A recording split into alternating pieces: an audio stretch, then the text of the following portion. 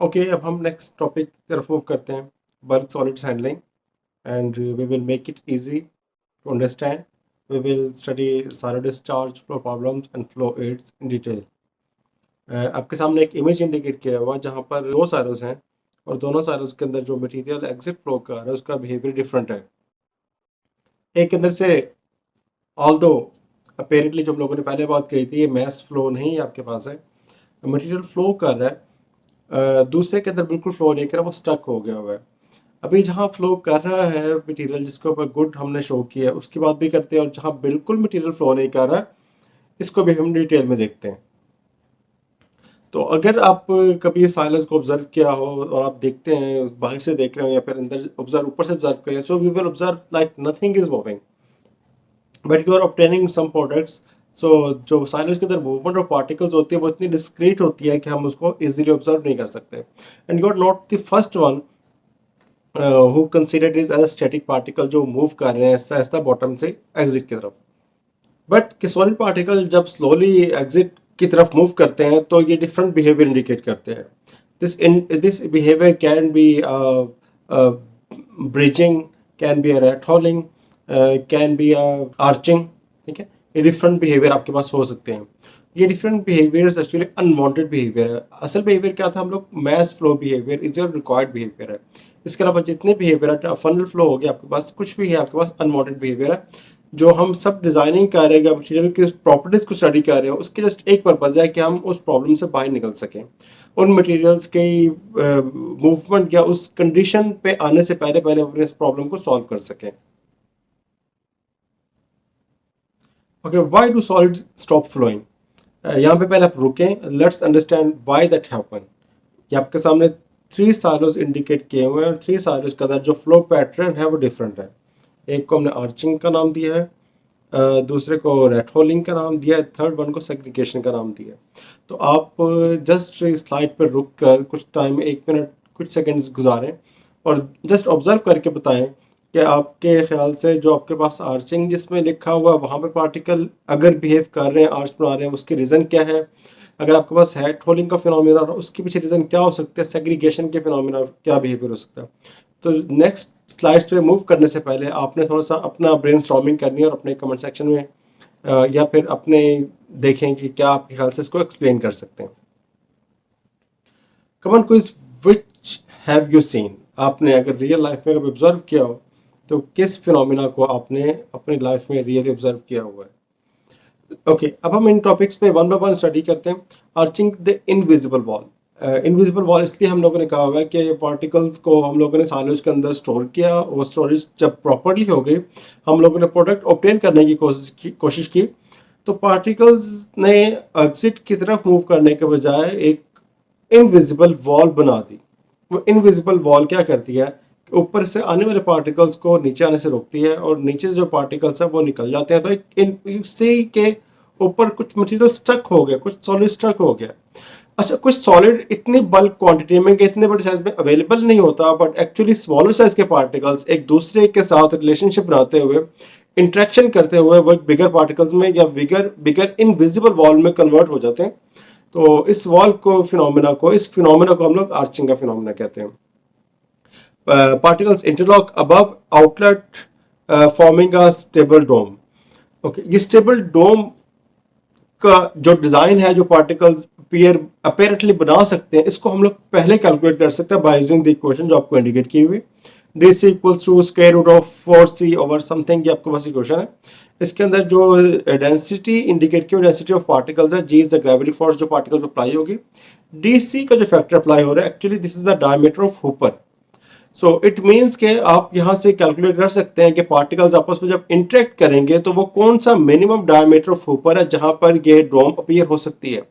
So what we have to do, we have to design our hopper in such a way कि आपके पास ऊपर का जो डायमीटर है वो bigger than the dome wall हो, डोम डायमीटर हो, तो आप इस डोम को बनने से रोक सकते हैं. तो ये equation one of the important equation है जो आपके पास डिजाइन पैरामीटर में अपीयर होती है. कमेंट क्विज आपके पास है, why does particle shape affect arching tendency? अगर पार्टिकल के साइज वेरी कर रहा हो तो आर्चिंग टेंडेंसी का क्या इफेक्ट होता है? अगर आपके पास स्फेरिकल है तो इफेक्ट क्या होगा, अगर आपके पास पार्टिकल्स इरेगुलर है तो क्या होगा, वो इंटरलॉकिंग फिनोमिना करें तो क्या होगा, स्मॉलर है, कोर्सर है, फाइनर है। तो इन पार्टिकल्स को 2-3 कैटेगरीज जो आपके जहन में आ रही होंगी, इनके अकॉर्डिंगली बताना है कौन से पार्टिकल्स आर्चिंग को एंडोर्स करेंगे, कौन से पार्टिकल इसको अवे कोशिश करेंगे से बच के निकल जाए। Second one is rat holing only when the centre flows. Phenomena ऐसा भी हो सकता है कि फनल फ्लो जो पहले साइड्स पे था लेकिन कुछ ऊपर से मटेरियल आ रहा था, बट मटेरियल्स को या कह लें अपने साइलों को हमने इतना पुअरली डिज़ाइन किया कि आपका जो साइड वाला मटेरियल था वो जस्ट एक फ्लोर की तरह एक उसने इनसाइड कंटेनर के अंदर एक कंटेनर इंडिकेट कर लिया, अपने साइलो के ऊपर को ओपन किया तो रेट होल्डिंग की तरह जस्ट आपका मीडियम साइज का जब middle centre of the conical silo का जो आपके पास सॉलिड पार्टिकल स्टोर हुए हुए थे वो एग्जिट कर जाते हैं। इसके अलावा बाकी सारा मटेरियल एक इंटरनल साइलो की तरह अपीयर होता है। इट मीन वो 3D के ऊपर वो स्टोर हो जाता है, वो रिटेन करता है, वो निकलता नहीं है। This phenomena is considered as a rat holding. तो आपने कमेंट को इस करना है कि how does it effects efficiency, ये एफिशिएंसी ऑफ डिज़ाइन को या आपके पास एग्जिट को कैसे कंट्रोल कर सकती है, कैसे हेल्प आउट कर सकती है, इसके बारे में बताने में अपने डिज़ाइन में अपने कमेंट सेक्शन में इसका आंसर करना है।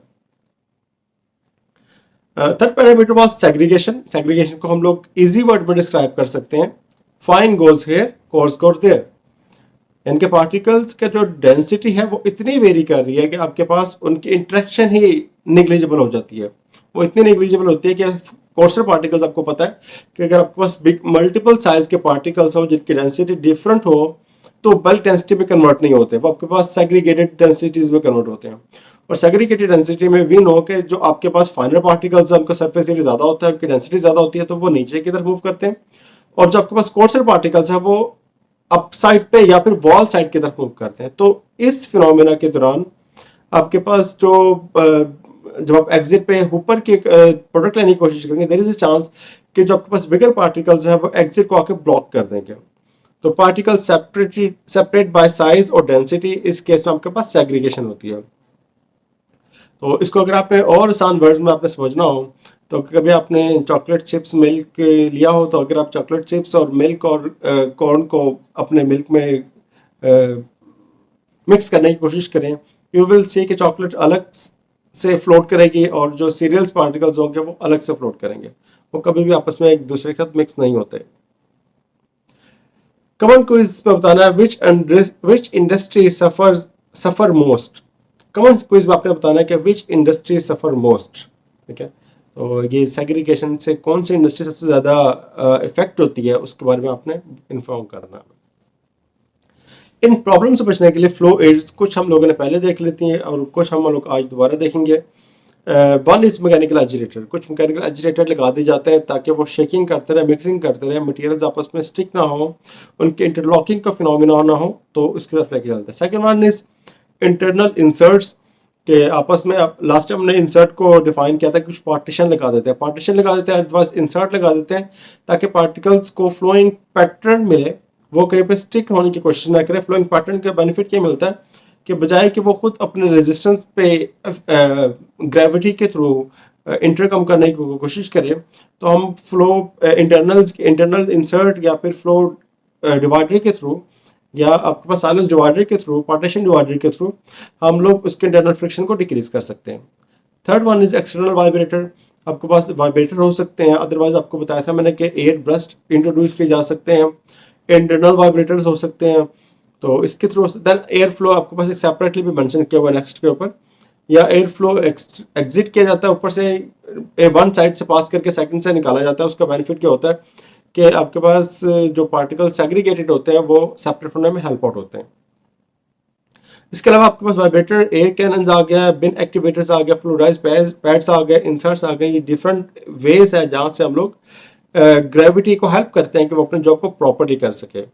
सो हम कह सकते हैं gravity needs a push, that's where flow aids comes in. Common quiz एक और आपके पास है, what would you use for sticky powder. अगर स्टिकी पाउडर्स आपके पास है तो आप किस तरह के फ्लो एड को प्रेफर करेंगे। अच्छा, ये जो एग्जांपल क्वेश्चन आपके पास आई थिंक सेकंड या थर्ड टाइम अपीयर हो रहा है, तो ये इन तमाम क्वेश्चन के पीछे आपके पास एक्चुअली इंडस्ट्री के अंदर हिस्टोरिक बैकग्राउंड है। एक्चुअली कुछ पार्टिकल जो हमें स्टार्ट में लग रहा होता है कि वो आपके पास नॉन स्टिकी पार्टिकल है या नॉन ह्यूमिड है, इनके अंदर मॉइस्चर कंटेंट कम है, जब वो सारे उसके अंदर स्टोर होते हैं तो some due to internal heat appear होती है, और फिर आपको पता है कि जो स्मॉलर जो बॉटम पे पार्टिकल्स होंगे वो upper side particles bottom side particle को स्क्यूज करते हैं। उन स्क्यूजिंग की वजह से पार्टिकल्स का बिहेवियर डिफरेंट हो जाता है, तो देर इज अ चांस कि वहाँ पर स्टिक्कीनेस आ जाए, वहाँ पर उनका कोहेजन इफेक्ट आना शुरू हो जाए, रेजिस्टेंस होना शुरू हो जाए, इंटरलॉकिंग का फिनोमिना होना शुरू हो जाए। तो ये तमाम होते हैं, और सबसे ज़्यादा प्रॉब्लम जिसको हम इजी वर्ड में स्टिकीनेस कहते हैं, उसके पीछे डिफरेंट फिनोमिना हो सकते हैं। मॉइस्चर कंडेंस हो सकता है, पार्टिकल रैप्चर होना हो सकता है, इसके अलावा आपस में कोहेसिव फोर्सेस हो सकती हैं, मल्टीपल साइज की फीड हो सकती है, मल्टीपल साइज की प्रोडक्ट हो सकती है, बिकॉज ऊपर के अंदर प्रोडक्ट बनकर आ रहे हैं, देयर इज अ चांस आपके पास मोर देन वन टाइप के पार्टिकल्स जो है वो ऊपर के अंदर मौजूद हो। एक एग्जांपल, प्रैक्टिकल एग्जांपल देख लेते हैं। इस एग्जांपल में हमारे पास का जो हेडलाइन है, इसमें आउटलेट बिग एनफ, ये ऊपर के अकॉर्डिंगली मेंशन है। Given a cohesive powder with a C is equals to 200 Pascal, E is 0.5, bulk density की वैल्यू 1000 किलोग्राम पर मीटर क्यूब होना चाहिए था, यहाँ पर मेंशन है। G की वैल्यू 9.81 मीटर पर सेकंड स्क्वायर मेंशन है। ओके, ये वैल्यू तमाम हम लोग फार्मूले में इंसर्ट करेंगे, जो कि आपके पास क्रिटिकल डायमीटर निकालने का फार्मूला था। देन वी सी के हमारे पास जो आंसर आता है वो 0.208 मीटर आता है। तो ये वो मिनिमम डायमीटर है जो कि आपके पास वर्ड एज आर्चिंग डोम बना सकती है। सो हमें क्या करना पड़ेगा, हमें ऊपर का डिज़ाइन इससे बिगर रखना होगा। सो 0.208 मीटर, जिसको हम लोग आप 208 मिलीमीटर भी 208 मिलीमीटर भी कह सकते हैं। इस डायमीटर से ग्रेटर आप ऊपर का डायमीटर रखेंगे तो आपके पास आर्चिंग का फिनोमिना अपीयर नहीं होगा। तो देखा जाए तो जस्ट आपको नंबर फील हो रहा है कि जस्ट नंबर्स को हम लोग कैलकुलेट कर रहे हैं, या फार्मूला एक स्मॉल फार्मूला है, but actually this outlet diameter must be greater than 208 millimetre to avoid arching or of this material.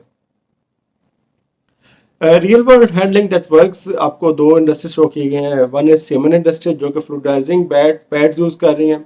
Second one is dry milk या powder industry, dry milk industry, powder industry, जहाँ पे कुछ ना कुछ moisture होता है।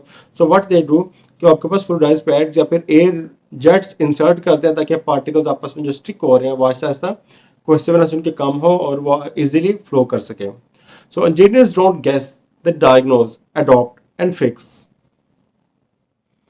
Last slide हमारे पास है समरी की कि flow is a science, it is not just a art on paper, या आपके पास जस्ट कैलकुलेशन नहीं है। इन कैलकुलेशन के अगेंस्ट हमारे पास जो टारगेट होता है, हमने पूरी इंडस्ट्री के अंदर एक साइलो को प्रॉपर वैल्यूज़ के साथ, प्रॉपर डिज़ाइन कैपेसिटी के साथ हम लोगों ने कंस्ट्रक्ट करना होता है। तमाम चीज़ों को हमने कह लें कि ऑब्जर्व करना होता है, या हमने तमाम चीज़ों को हमने इंश्योर करना होता है कि कोई डिज़ाइन पैरामीटर अपनी जगह सही रहना, ये इंजीनियर की रिस्पॉन्सिबिलिटी होती है। कंस्ट्रक्शन वाले ने बनाकर चले जाना है और वहाँ पर इंजीनियर के ऊपर सारा फ्लॉज हो जाना है कि आपने इंस्पेक्शन सही क्यों नहीं की। तो प्रॉब्लम से अवॉइड करना है, आर्चिंग हो, रैट होलिंग हो, सेग्रीगेशन हो, फनल फ्लो आपके पास आ जाए। आइडेंटिफाई बिहेवियर फर्स्ट आपके पास पार्टिकल्स का बिहेवियर पता होना चाहिए कि मॉइस्चर कंटेंट कितना है, डेंसिटी कितनी, ग्रेविटी का इफेक्ट कितना आ रहा है उनके ऊपर, देन आप इन प्रॉब्लम से बच सकते हैं। Use right flow aids, apply formulas to prevent clogs. What's coming next? Next topic में हम लोग फिल्ट्रेशन के इंडस्ट्रियल टाइप्स देखेंगे, उनके डिज़ाइन के पैरामीटर को देखेंगे, प्रेशर ड्रॉप को स्टडी करेंगे, और डिज़ाइन और प्रेशर ड्रॉप का आपस में क्या इफेक्ट आता है, डिफरेंट टाइप्स का प्रेशर ड्रॉप में क्या इफेक्ट आता है, ये हम लोग स्टडी करेंगे। टिल देन आप लोग ये वीडियो देखें और इनके जो क्वेश्चन हैं वो कमेंट सेक्शन में मेंशन करें, और अगर आपका कोई अलग से क्वेश्चन हो तो वो कमेंट सेक्शन में ज़रूर मेंशन करें। और अगर आपको रिप्लाई लेट मिलता है तो आप लोग इनबॉक्स में भी क्वेश्चन पूछ सकते हैं। Till then take care, bye bye.